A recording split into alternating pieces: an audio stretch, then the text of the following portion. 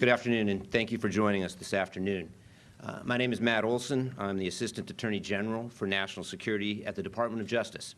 I am joined today by the United States Attorney for the District of Maryland, Eric Barron, and Special Agent in Charge, William Dobano, of the FBI Baltimore Field Office.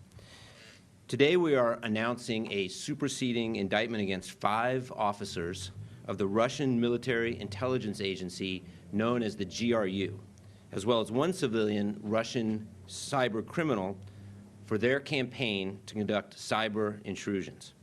This superseding indictment adds to charges made public in June against the Russian civilian Amin Stegall. These defendants are responsible for carrying out the series of destructive computer attacks that are commonly referred to as the Whispergate campaign. This campaign targeted computers in Ukraine shortly before Russia's invasion of Ukraine in February of 2022. More generally, the indictment alleges conspiracies related to cyber intrusions targeting victims in the United States, in Ukraine, and elsewhere. The Whispergate campaign included the targeting of civilian infrastructure and Ukrainian computer systems wholly unrelated to the military or national defense. That included government agencies responsible for emergency services in Ukraine, the judiciary, food safety, and education. Seeking to sap the morale of the Ukrainian public, the defendants also stole and leaked the personal data of thousands of Ukrainian civilians, including by posting patient health information and other sensitive private data for sale online and then taunting those victims. They attempted to cover their tracks by pretending to be criminals engaged in ransomware attacks, leaving behind ransom notes demanding Bitcoin payments to return data from victim systems, data the perpetrators knew had already been destroyed and could not be recovered. And Stegall's involvement illustrates the Russian government's continued willingness to provide a haven for cyber criminals in exchange for such criminals being, quote, on call to provide support and deniability for its military and intelligence services. These conspirators did not limit their activities to Ukraine. They targeted computers around the world and used computer infrastructures of an unwitting U.S.-based company to conduct the Whispergate attacks. They went on to target computer systems in other nations, supporting Ukraine in its fight for survival. Ultimately, their targets included computer systems in 26 NATO partners, including the United States. Before I turn this over to the U.S. Attorney to discuss the case in a bit more detail, I will note that we are announcing today's charges alongside the concurrent actions of several of our partners. The United States Department of State is offering a reward of up to $10 million for information on the defendants. Over a dozen of our domestic and foreign partners have issued a joint cybersecurity advisory regarding this group's activities. And Estonia has announced criminal charges against several individuals involved in the same hacking activity, including 2 of the same defendants charged here today. The Department of Justice stands united with our partners and our allies in supporting the Ukrainian people in the wake of Russia's invasion of their country. The National Security Division, which I lead, will continue to use all of our tools, including our private and international partnerships, in order to identify individuals, take down the infrastructure, and expose the techniques that prop up the Russian government and that it uses to carry out its malicious and destabilizing activities. When it comes to countering Russia's cyber-enabled malicious activities, National Security Division prosecutors are operating as a force multiplier, along with prosecutors and agents throughout the country. Since Russia's invasion, we have conducted multiple court-authorized takedowns of the GRUs and other Russian botnets and malware networks. For example, this includes the April 2022 Cyclops Blink operation to remove GRU malware from infected devices, successfully dismantling the GRU botnet and remediating thousands of infected devices which Russia could have deployed against Ukraine and its allies. In May of 2023, the department executed the court-authorized removal of the FSB's Snake malware from hundreds of computer systems in at least 50 countries, undermining the FSB's global espionage program. And just a few months ago, NSD's National Security Cyber Section spearheaded the court-authorized takedown of a network of hundreds of compromised routers that the GRU had set up as a successor to Cyclops Blink. Even as our cyber adversaries evolve and adjust their tactics, we are taking action to counter them every step of the way. We are also bringing this proactive posture to disrupting cyber-enabled foreign malign influence operations. Just yesterday, the Attorney General announced the department's doppelganger takedown. That operation seized 32 internet domains used by the Russian government and its proxies to impersonate legitimate U.S. and foreign media organizations and to perpetrate a covert campaign to interfere in the 2024 presidential election. This followed an action a few months ago to take down an AI-enhanced bot farm that Russian intelligence was also using to disseminate information and sow discord in the U.S. and elsewhere. So today I want to thank the U.S. Attorney Barron, and the prosecutors in the U.S. Attorney's Office for the District of Maryland, and the FBI's Baltimore Field Office, the Milwaukee Field Office, and the Boston Field Office. Their dedication and partnership in disrupting this malicious activity illustrates the department's commitment to addressing national security and cybersecurity threats with action. And with that, let me turn it over to the U.S. Attorney. Good afternoon. Thank you, Assistant Attorney General Olson. My name is Eric Barron. I serve as the United States Attorney for the District of Maryland. Today, we are demonstrating our commitment to protecting national security by any legal means necessary, with the unsealing of an indictment against 5 Russian military officers and 1 Russian national for their global malicious cyber operations around the world. On August 7th, the grand jury sitting in Baltimore, Maryland, issued a superseding indictment charging these 6 individuals with conspiracy to commit computer intrusion and wire fraud conspiracy. This indictment follows a June 25th indictment that charged Ahmed Stagal, a Russian national, with conspiracy to commit computer intrusion related to the Whispergate attacks on the Ukraine and elsewhere in 2022.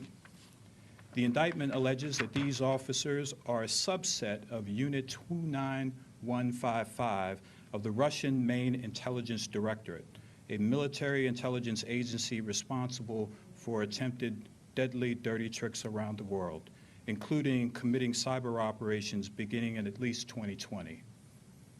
The indictment alleges that these individuals used U.S.-based companies as their infrastructure, but adding insult to injury, these individuals not only used tools to scan for vulnerability 63 times on a Maryland U.S.-based government agency, but they also scanned our allies throughout the world, including Ukrainian servers and servers in various other countries.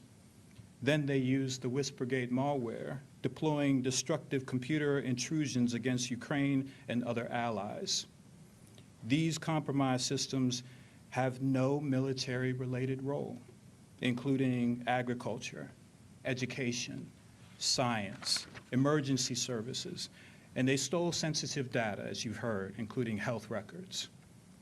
So we are acting because if you violate our laws, we will seek accountability. The public needs to know about the threat posed by cyber criminals, and these criminals need to know that their actions will not be ignored. We're accepting any and all information that protects the lives and furthers our national security interests. Rewards for Justice is a State Department program that now maintains a $10 million award related to each of these individuals.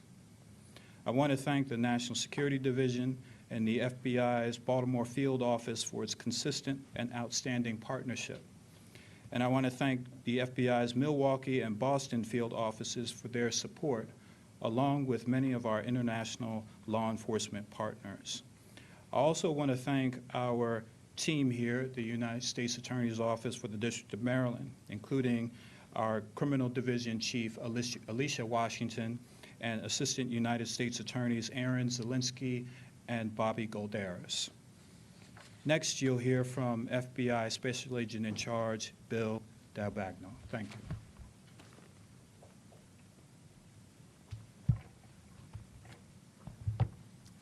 Good afternoon. Thank you, U.S. Attorney Barron, for hosting us today. We thank you and Assistant Attorney General Olson for the collaboration, expertise, and hard work that brought us here. I'm Bill D'Albagno. I'm the Special Agent in charge of the FBI's Baltimore Field Office. Today is about partnerships, commitment, and accountability. We are here, yes, to announce this indictment, but we're also equally here to highlight the international coordination and robust partnerships with our allies around the world. This type of cyber warfare will not be tolerated. The scope of Russia's crimes cannot be ignored. Ukraine, the United States, and 26 NATO countries were all targeted by this group of Russian military. We are aligned in our unified response, and we will collectively defend against Russia's aggressive and illegal actions. The FBI and our partners call this investigation Operation Toy Soldier. Through strokes on a keyboard, these criminals crossed over borders into countries, hunting to find weaknesses and seeking to harm. The Whispergate malware attack in January of 2022 could be considered the first shot of the war. The cyber criminals sent a message with their malware, telling Ukrainians to, quote, "Be afraid and expect the worst." A month later, Russia physically invaded the country. These 6 criminals aimed to cripple Ukraine's government and critical infrastructure by targeting their finances, agriculture, emergency services, healthcare, and schools. These same criminals are accused of repeatedly targeting U.S. computer networks, including a government agency here in Maryland, scanning it more than 60 times for vulnerabilities. They committed fraud in the U.S. by illegally accessing bank accounts and using U.S. company to carry out their criminal acts. The FBI, along with our law enforcement partners and allies, will relentlessly hunt down and counter these threats. We have worked closely to thwart additional targeting by this group. The 6 Russians in this indictment are not advanced cyber masterminds, but are adept at exploiting vulnerabilities that countries and companies can guard against with simple steps. In conjunction with this indictment, the FBI and more than a dozen government partners and countries are issuing a joint cybersecurity advisory. It details exactly how these malicious cyber criminals carried out this attack and what can be done to prevent it. This indictment is the result of years of collaborating with our partners in dozens of different countries and law enforcement in Europe. We thank each of them for their diligence and dedication that led to today. As you've heard, there's a combined $60 million reward for information on these criminals' locations and their cyber crimes. To the Russian criminals, the world is watching. You do not carry out misdeeds in the dark. We are united in identifying, prosecuting, and protecting against future crimes. Thank you. And I'll now open it up for questions. And if you have questions that are directed to any one of us, please let us know. If you could just state your name and your outlet before you ask the question, that'd be great. Jessica Babb with Fox 45. I have 3 questions. The first one, you just said $60 million. Is it $10 million reward for each of them? That's correct, yes. Okay. Do you have any reason to believe that they are in the country or out of the country? Do you know where they could be? They're not to believe to be in the country. There are steps that are going to be taken, though, in order to bring this indictment to fruition. And we will partner with Interpol in order to serve red notices and ensure that if they are in a location that can be affected, that we'll take those on. Do you have an idea which country they are in? These are Russian military, and I'll leave it, at that.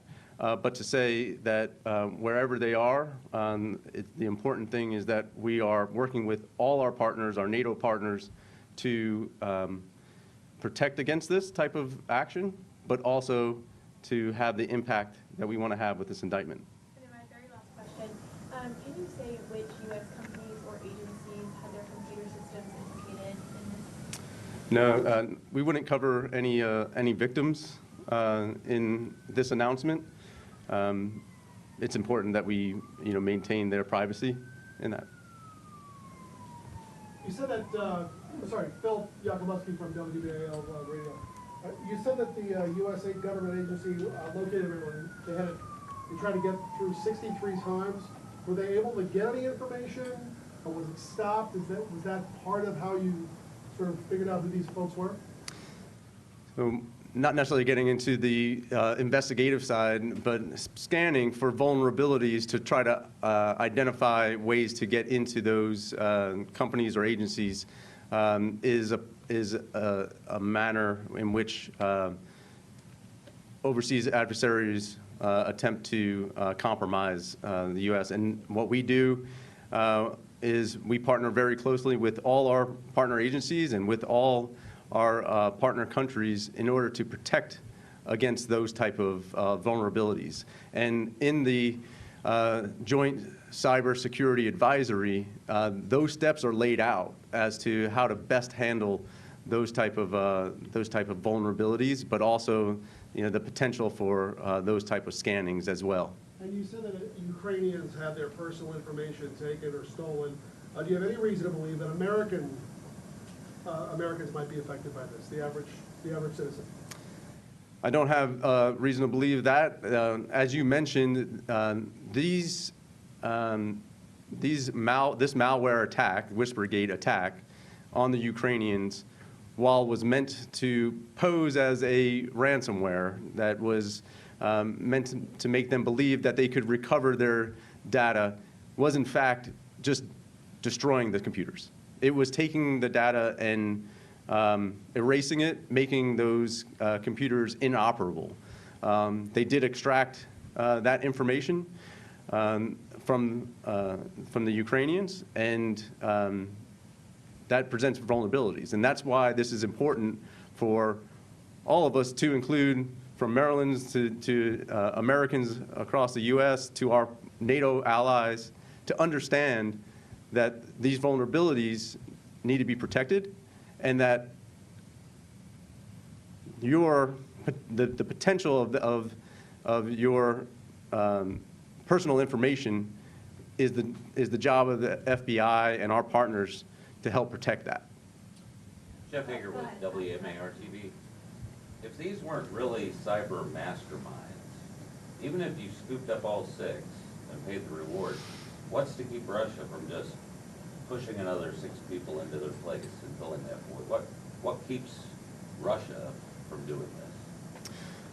Well, part of the indictment is also to impose risk and consequences to the actions that are being taken. And really, if there's a message that could also be delivered, it's to those that would potentially backfill those individuals. This isn't a place where they should seek to use their skills. It's not a place that we want them to be employed, and they should consider elsewhere, because this indictment, while it goes to Interpol, as I mentioned, if nothing else, landlocks these individuals into Russia, where they may be, or has them looking over their shoulders at any given time. So perhaps those that are considering this as a future employment or ways to have their cyber skill set, perhaps it discourages them from doing that. Yes. That's right. Yeah. If I may, to answer your question in a little bit, totally agree with the special agent in charge and as to why we bring this case and why we bring cases like this. First and foremost, it is to hold these individuals accountable. As Bill said, they are marked people now. We know who they are. There's a reward on their head, and we're going to pursue them relentlessly. So that's reason one. Reason two is to expose the techniques they've used, because when we put these techniques and tools that they've used into our indictment and we say we're going to back this up with evidence in a courtroom, that shows not only the Russians, but it shows our private sector partners on how to protect themselves. And then finally, the message is clear to the GRU and to the Russians. We are on to you. We penetrated your systems. The FBI, the Department of Justice, will be relentless in pursuing you. And so you better pay attention to the fact that we have gotten to you and we are in your system. So that sends a very strong deterrent message, and we've seen that message take hold in other cases like this. So that's why we bring these cases. I have a question. Kate Amara from WBAL-TV from the Can't Hurt to Ask file. I know you said you weren't going to talk specifically about victims, but the sheer number of federal agencies in our state begs the question, should people be worried that their Social Security information, health information, we have Walter Reed, we have NIH, we have the FDA, and yes, we have the NSA. Should people be worried that their private information was part of this? And my second question, the private company that unknowingly had their servers used, did they report it to the feds, or did you tell that company that they were being used? And what's the lesson there for every other company out there? I'm going to turn it over to the U.S. Attorney on the specifics of the case. I will just say before I do so that every federal agency, every private sector entity is at some risk in this current environment where cybersecurity just has to be a paramount concern, and that's why we work so hard to be good partners to the private sector in understanding the threats they face, sharing threat information with them, and again, when we have a case like this, bringing the case to bring the perpetrators to justice. Sure, just to follow up, and we can't get into investigative techniques, I can stay within the four corners of the indictment and tell you that there were dozens of scans for vulnerabilities through this Maryland-based U.S. government agency and others throughout the world. It's something that our partners, our private sector partners, the public in general should know. Whether or not personally identifiable information was exposed, that's not a part of this indictment, but certainly as a general matter, the message here is prevention and intervention.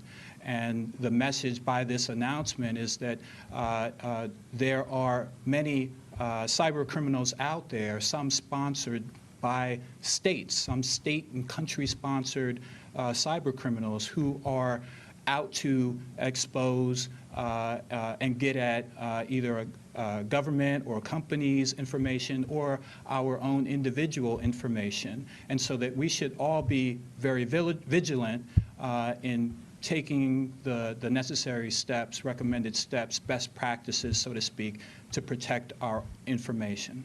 And quickly, are you able to say which came first? Did the private company alert you, or did you alert them that they were being scanned? Right, again, that's kind of outside the indictment and part of our investigation, but again, part of this announcement is that is one way that we as law enforcement are able to connect the dots, so to speak, in an investigation. When we have those public-private sector partnerships, we need businesses out there, companies out there to report when things happen. We need them to be vigilant about their cybersecurity infrastructure and collaborate with us and with one another. And that way we can gather evidence and bring an indictment such as this. Thanks, everybody. If you didn't get to ask a question, you can just direct them to me.